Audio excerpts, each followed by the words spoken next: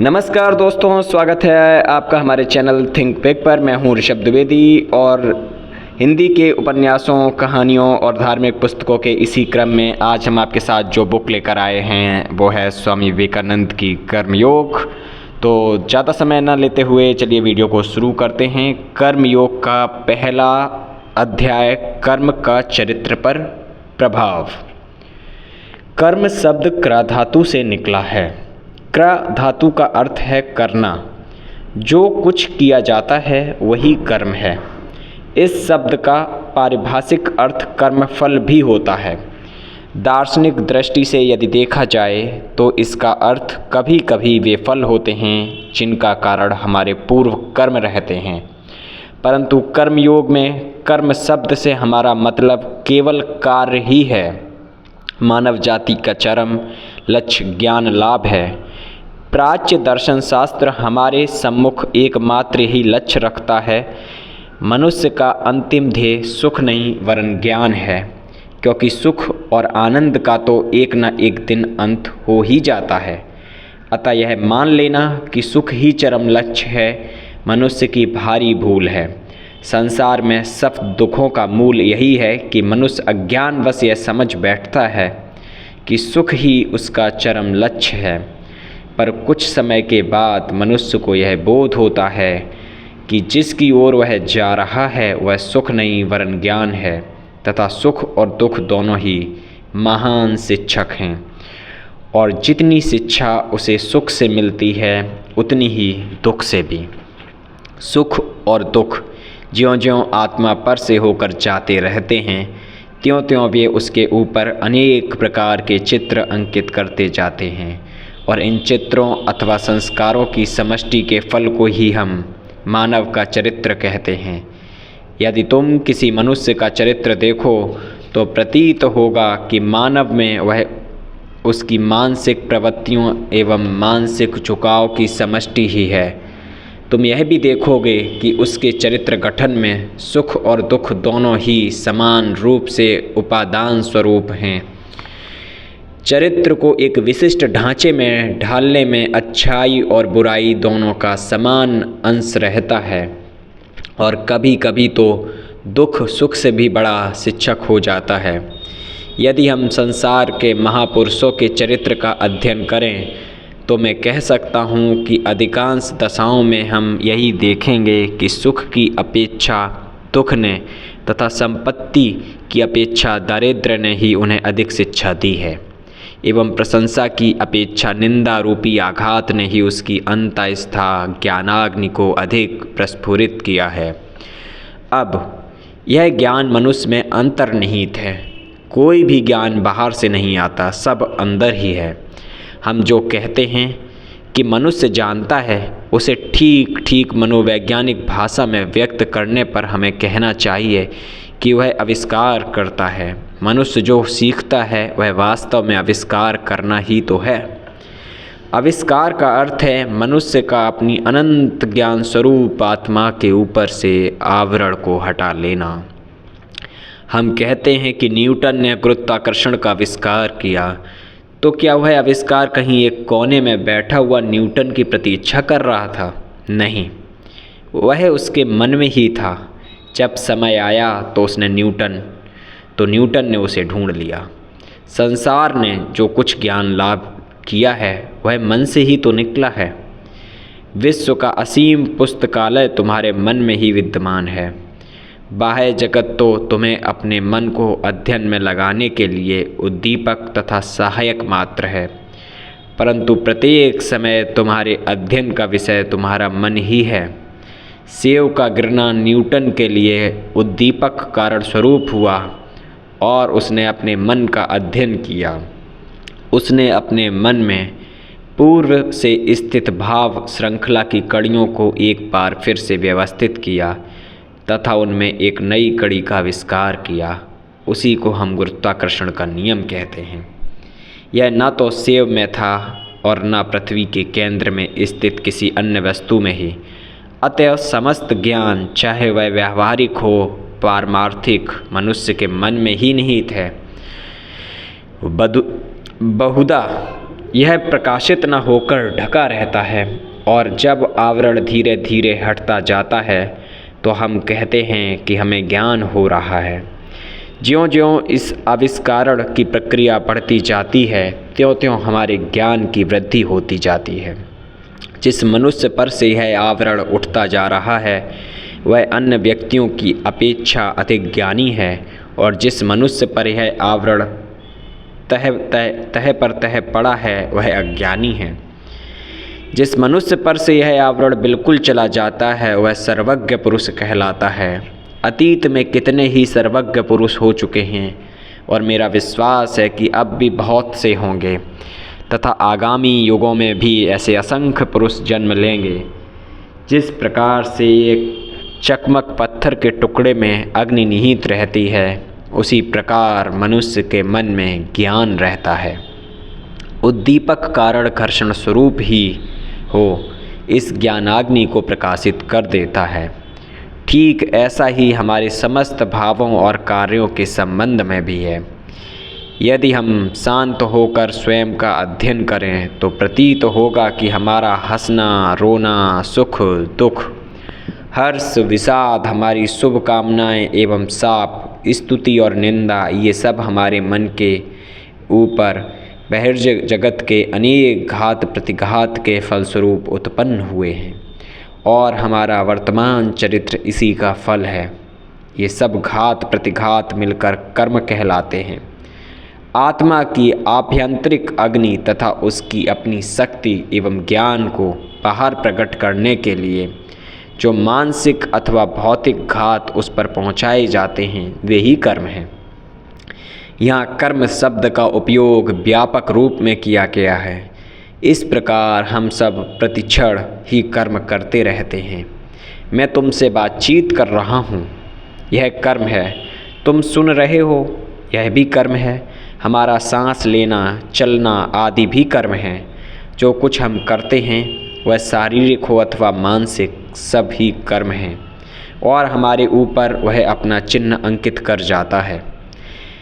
कई कार्य ऐसे भी होते हैं जो मानो अनेक छोटे छोटे कर्मों की समष्टि हैं। उदाहरण के लिए, यदि हम समुद्र के किनारे खड़े हों और लहरों को किनारे से टकराते हुए सुने तो ऐसा मालूम होता है कि एक बड़ी भारी आवाज़ हो रही है, परंतु हम जानते हैं कि एक बड़ी लहर असंख्य छोटी छोटी लहरों से बनी है, और यद्यपि प्रत्येक छोटी लहर अपना शब्द करती है परंतु फिर भी वह हमें सुन नहीं पड़ता।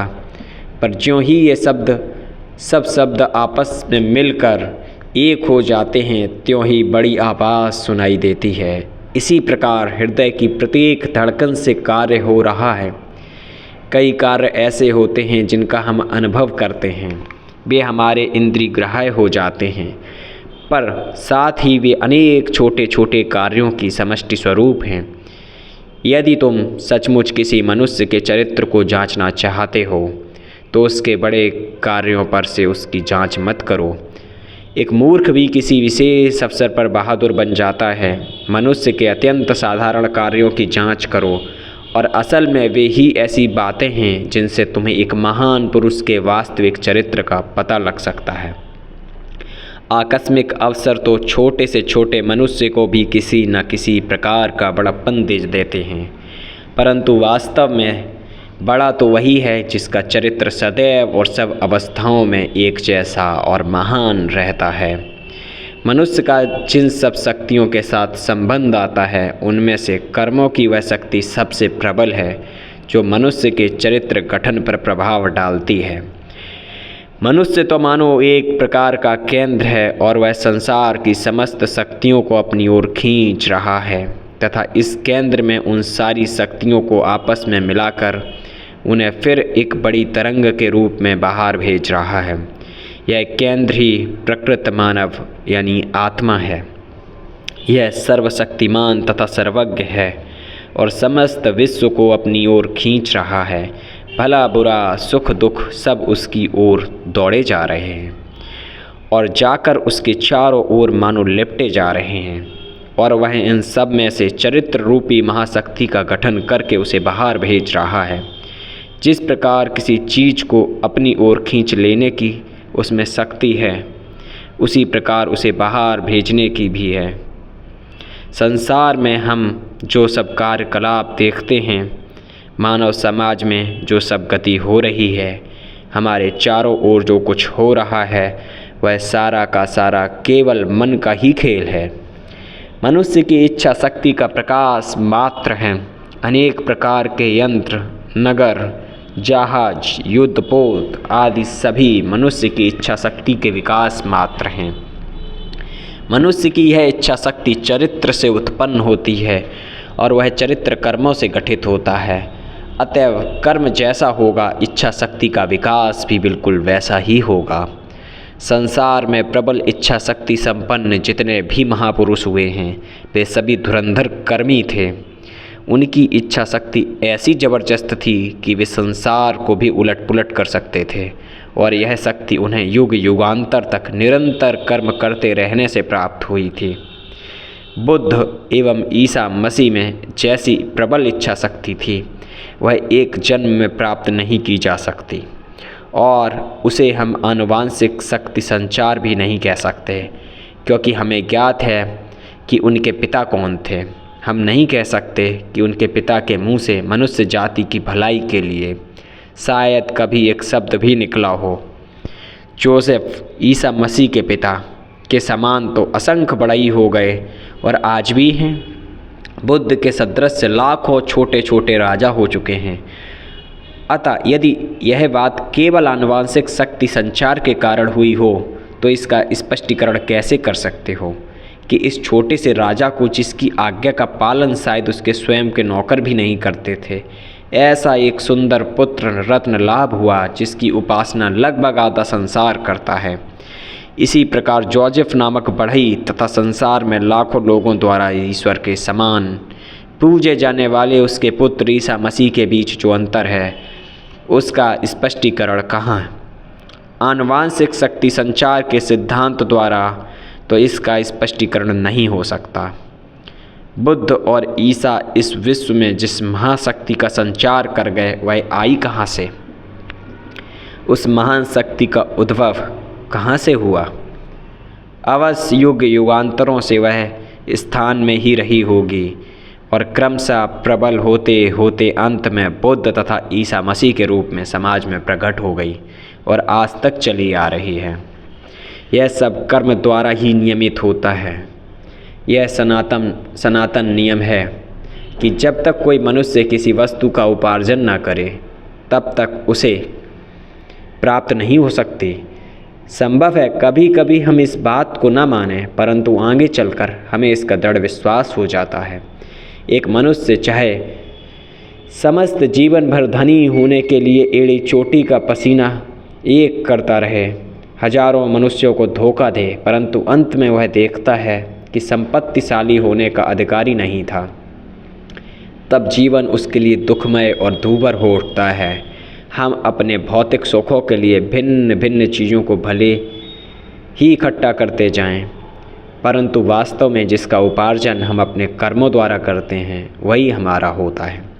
एक मूर्ख संसार भर की सारी पुस्तकें मोल लेकर भले ही अपने पुस्तकालय में रख ले, परंतु वह केवल उन्हीं को पढ़ सकेगा जिनको पढ़ने का वह अधिकारी होगा, और यह अधिकार कर्म द्वारा ही प्राप्त होता है। हम जिसके अधिकारी हैं, वह अपने भीतर क्या क्या ग्रहण कर सकते हैं, इस सब का निर्णय कर्म द्वारा ही होता है। अपनी वर्तमान अवस्था के जिम्मेदार हम ही हैं और जो कुछ हम होना चाहें उसकी शक्ति भी हम ही में है। यदि हमारी वर्तमान अवस्था हमारे पूर्व कर्मों का फल है, तो यह निश्चित है कि जो कुछ हम भविष्य में होना चाहते हैं वह हमारे वर्तमान कार्यों द्वारा ही निर्धारित किया जा सकता है। अतएव हमें यह जान लेना आवश्यक है कि कर्म किस प्रकार किए जाएं। संभव है तुम कहो, कर्म करने की शैली जानने से क्या लाभ? संसार में प्रत्येक मनुष्य किसी न किसी प्रकार से तो काम करता ही रहता है, परंतु यह भी ध्यान रखना चाहिए कि शक्तियों का निरर्थक क्षय भी कोई चीज़ होती है। गीता का कथन है, कर्मयोग का अर्थ है कुशलता से अर्थात वैज्ञानिक प्रणाली से कर्म करना। कर्मानुष्ठान की विधि ठीक ठाक जानने से मनुष्य को श्रेष्ठ फल प्राप्त हो सकता है। यह स्मरण रखना चाहिए कि समस्त कर्मों का उद्देश्य है मन के भीतर पहले से ही स्थित शक्ति को प्रकट कर देना, आत्मा को जागृत कर देना। प्रत्येक मनुष्य के भीतर पूर्ण और शक्ति पूर्ण ज्ञान विद्यमान है। भिन्न भिन्न कर्म इन महान शक्तियों को जागृत करने तथा बाहर प्रकट कर देने में साधन मात्र हैं। मनुष्य नाना प्रकार के हेतु लेकर कार्य करता रहता है, क्योंकि बिना हेतु के कार्य हो ही नहीं सकता। कुछ लोग यश चाहते हैं और वे यश के लिए काम करते हैं, दूसरे पैसा चाहते हैं और वे पैसे के लिए काम करते हैं। फिर कोई अधिकार प्राप्त करना चाहता है और वे अधिकार के लिए काम करते हैं। कुछ और स्वर्ग पाना चाहते हैं और वे उसी के लिए प्रयत्न करते हैं। फिर कुछ लोग अपने बाद अपना नाम छोड़ने के इच्छुक होते हैं।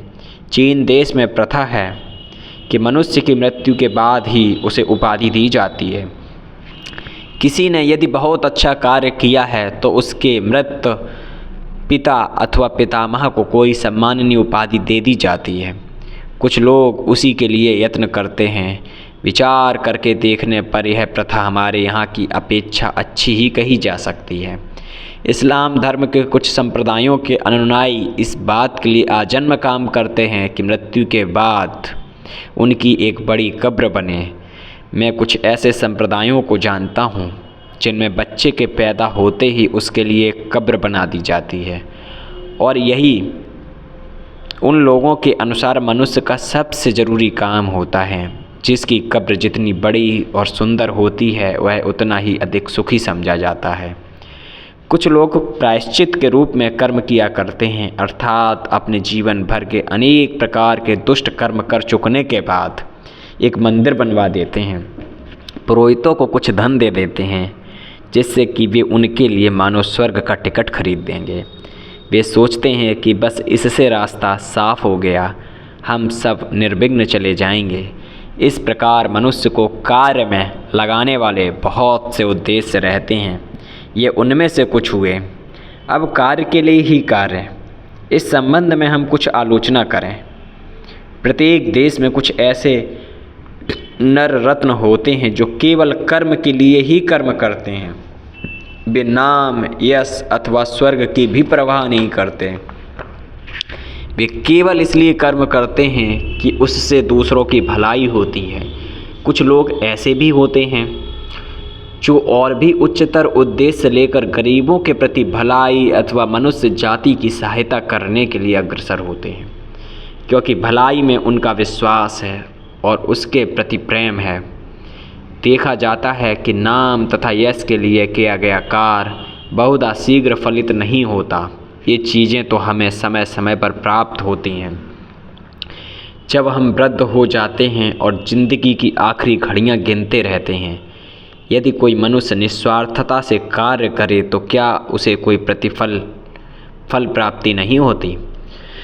असल में तभी तो उसे सर्वोच्च फल की प्राप्ति होती है। और सच पूछा जाए तो निस्वार्थता अधिक फलदायी होती है, पर लोगों में इसका अभ्यास करने का धीरज नहीं रहता। व्यावहारिक दृष्टि से यह भी अधिक लाभदायक है। प्रेम, सत्य तथा निस्वार्थता नीति संबंधी आलंकारिक वर्णन मात्र नहीं है, वे तो हमारे सर्वोच्च आदर्श हैं, क्योंकि वे शक्ति की महान अभिव्यक्ति हैं। पहली बात यह है कि यदि कोई मनुष्य 5 दिन, उतना क्यों 5 मिनट भी बिना भविष्य का चिंतन किए, बिना स्वर्ग नरक या अन्य किसी के संबंध में सोचे निस्वार्थता से काम कर सके तो वह एक महापुरुष बन सकता है। यद्यपि इसे कार्य रूप में परिणित करना कठिन है, फिर भी अपने हृदय के अंतर स्थल से हम इसका महत्व समझते हैं और जानते हैं कि इससे क्या भलाई होती है। यह शक्ति की महत्तम अभिव्यक्ति है। इसके लिए प्रबल संयम की आवश्यकता होती है। अन्य सब बहुमुखी कर्मों की अपेक्षा इस आत्मसंयम में शक्ति का अधिक प्रकाश होता है। एक बार घोड़ों वाली गाड़ी उतार पर बड़ी आसानी से धड़धड़ाती हुई आ सकती है अथवा 23 घोड़ों को रोक सकता है। इन दोनों में अधिक शक्ति का विकास किसमें होता है? घोड़ों को छोड़ देने में अथवा उन्हें रोकने में? एक तोप का गोला हवा में काफ़ी दूर तक चला जाता है और फिर गिर पड़ता है, परंतु दूसरा दीवार से टकराकर रुक जाने से उतनी दूर नहीं जा सकता, पर उस टकराने से बड़ी आग सी निकलती है। इसी प्रकार मन की सारी बहिर्मुखी गति किसी स्वार्थपूर्ण उद्देश्य की ओर दौड़ती रहने से छिन्न भिन्न होकर बिखर जाती है। वह फिर तुम्हारे पास लौटकर तुम्हारे शक्ति विकास में सहायक नहीं होती, परंतु यदि उसका संयम किया जाए तो उससे शक्ति की वृद्धि होती है। इस आत्म संयम से एक महान इच्छा शक्ति का प्रादुर्भाव होता है। वह एक ऐसे चरित्र का निर्माण करता है जो जगत को अपने इशारे पर चला सकता है। अज्ञानियों को इस रहस्य का पता नहीं रहता, परंतु फिर भी वे मनुष्य जाति पर शासन करने के इच्छुक रहते हैं। एक अज्ञानी पुरुष भी यदि धीरज रखे तो समस्त संसार पर शासन कर सकता है। यदि वह कुछ वर्ष तक धीरज रखे तथा अपने इस अज्ञान सुलभ जगत शासन के भाव को संयत कर ले, तो इस भाव के समूल नष्ट होते ही वह संसार पर शासन कर सकेगा। परंतु जिस प्रकार कुछ पशु अपने से 2-4 कदम आगे कुछ देख नहीं सकते, इसी प्रकार हम में से अधिकांश लोग भविष्य के बारे में नितांत अदूरदर्शी होते हैं। हमारा संसार मानो एक क्षुद्र वर्तुल सा होता है, हम सब उसी में आबद्ध रहते हैं। हमसे दूरदर्शिता के लिए धैर्य ही नहीं रहता और इसलिए हम दुष्ट और नीच हो जाते हैं। यह हमारी कमजोरी है, शक्तिहीनता है। अत्यंत सामान्य कर्मों को भी घृणा की दृष्टि से नहीं देखना चाहिए। जो मनुष्य कोई श्रेष्ठ आदर्श नहीं जानता, उसे स्वार्थ की दृष्टि से ही नाम यश के लिए ही काम करने दो। परंतु यह आवश्यक है कि प्रत्येक मनुष्य को उच्चतर ध्येयों की ओर बढ़ने तथा उन्हें समझने का प्रबल प्रयत्न करना चाहिए। हमें कर्म करने का अधिकार ही है, कर्म फल में हमारा कोई अधिकार नहीं। कर्म फलों को एक ओर रहने दो, उनकी चिंता हमें क्यों हो। यदि तुम किसी मनुष्य की सहायता करना चाहते हो तो इस बात की कभी चिंता न करो कि उस आदमी का व्यवहार तुम्हारे प्रति कैसा रहता है। यदि तुम एक श्रेष्ठ एवं भला कार्य करना चाहते हो तो यह सोचने का कष्ट मत करो कि उसका फल क्या होगा। अब कर्म के इस आदर्श के संबंध में एक कठिन प्रश्न उठता है। कर्मयोगी के लिए सतत कर्मशीलता आवश्यक है। हमें सदैव कर्म करते रहना चाहिए। बिना कार्य के हम एक क्षण भी रह नहीं सकते। तो फिर प्रश्न यह है कि आराम के बारे में क्या होगा। यहाँ इस जीवन संग्राम के एक ओर है कर्म, जिसके तीव्र भंवर में फंसे हम लोग चक्कर काट रहे हैं, और दूसरी ओर है शांति। सभी मानो निवृत्तिमुखी हैं। चारों ओर सब शांत स्थिर, किसी प्रकार का कोलाहल नहीं। केवल प्रकृति अपने जीवों, पुष्पों और गिरी गुफाओं के साथ विराज रही है। पर इन दोनों में से कोई भी पूर्ण आदर्श नहीं है। यदि एक ऐसा मनुष्य जिसे एकांतवास का अभ्यास है संसार के चक्कर में घसीट लाया जाए तो उसका उसी प्रकार ध्वंस हो जाएगा जिस प्रकार समुद्र की गहराई में रहने वाली एक विशेष प्रकार की मछली पानी की सतह पर लाए जाते ही टुकड़े टुकड़े होकर मर जाती है, क्योंकि सतह पर पानी का वह दबाव नहीं है जिसके कारण वह जीवित रहती है। इसी प्रकार एक ऐसा मनुष्य जो सांसारिक तथा सामाजिक जीवन के कोलाहल का अभ्यस्त रहा है, यदि किसी शांत स्थान को ले जाया जाए तो क्या वह शांतिपूर्ण रह सकता है? कदापि नहीं। उसे क्लेश होता है और संभव है कि उसका मस्तिष्क ही फिर जाए। आदर्श पुरुष तो वे हैं जो परम शांत एवं निस्तब्धता के बीच भी तीव्र कर्म का तथा प्रबल कर्मशीलता के बीच भी मरुस्थल की शांति एवं निस्तब्धता का अनुभव करते हैं। उन्होंने संयम का रहस्य जान लिया, अपने ऊपर विजय प्राप्त कर चुके हैं। किसी बड़े शहर की भरी हुई सड़कों के बीच से जाने पर भी उनका मन उसी प्रकार शांत रहता है मानो वे किसी निशब्द गुफा में हों, और फिर भी उनका मन सारे समय कर्म में तीव्र रूप से लगा रहता है। यही कर्मयोग का आदर्श है। और यदि तुमने यह प्राप्त कर लिया है तो तुम्हें वास्तव में कर्म का रहस्य ज्ञात हो गया। परंतु हमें शुरू से आरंभ करना पड़ेगा। जो कार्य हमारे सामने आते जाएं, उन्हें हम साथ में लेते जाएं और धीरे धीरे हम अपने को दिन प्रतिदिन निस्वार्थ बनाने का प्रयत्न करें। हमें कर्म करते रहना चाहिए तथा यह पता लगाना चाहिए कि उस कार्य के पीछे हमारा सेतु क्या है। ऐसा होने पर हम देख पाएंगे कि आरंभावस्था में प्रायः हमारे सभी कार्यों का हेतु स्वार्थपूर्ण रहता है, किंतु धीरे धीरे यह स्वार्थपरायणता अध्यवसाय से नष्ट हो जाएगी और अंत में वह समय आ जाएगा जब हम वास्तव में स्वार्थ से रहित होकर कार्य करने के योग्य हो सकेंगे। हम सभी यह आशा कर सकते हैं कि जीवन पथ में अग्रसर होते होते किसी न किसी दिन वह समय अवश्य ही आएगा जब हम पूर्ण रूप से निस्वार्थ बन जाएंगे, और ज्यों ही हम उस अवस्था को प्राप्त कर लेंगे हमारी समस्त शक्तियाँ केंद्रीभूत हो जाएंगी तथा हमारा आभ्यंतरिक ज्ञान प्रकट हो जाएगा। आज के वीडियो में बस इतना ही। स्वामी विवेकानंद द्वारा लिखी गई किताब कर्मयोग का पहला चैप्टर कर्म का चरित्र पर प्रभाव पूरा हुआ। अब अगले वीडियो में हम आपको इसी पुस्तक का दूसरा अध्याय अपने अपने कार्यक्षेत्र में सब बड़े हैं, इसको लेकर आएंगे बहुत जल्दी ही। अगर आपको इस वीडियो में अच्छा लगा हो तो चैनल को सब्सक्राइब कीजिए, वीडियो को लाइक और शेयर कीजिए। नमस्कार।